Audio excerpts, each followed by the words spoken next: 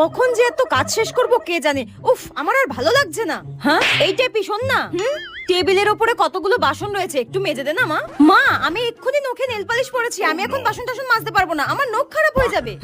তা কেন করবি? মায়ের কষ্টটা তো আর তোর চোখে পড়ে না। আমি একমাত্র রয়েছি এই বাড়ির দাসীবাদী যে তোদের রান্না করা, বাসন মাজা, ঘর মোছা, কাপড় কাচা সবকিছু করে দেয়। আরে একটা সামান্য কথায় এতগুলো কথা শোনানোর কি আছে? আর তুই পায়ের ওপরে পা তুলে সারাক্ষণ রিল্যাক্সে আরাম করে যাবি, ঠিক আছে? কি করি এবার? আইডিয়া, আমাকে এক ঢিলে দুই পাখি মারতে হবে। ঠিক আছে মা, আমি বাসনগুলো মেজে দেবো। আমাকে কিন্তু তাহলে তোমাকে 200 টাকা দিতে হবে। হ্যাঁ হ্যাঁ, সামান্য কটা বাসন মাজতে বলেছি বলে তোকে 200 টাকা দিতে হবে? এই মেয়েটা দিন দিন একটু বেশিই চালাক হয়ে যাচ্ছে। আমিও তোমার মা।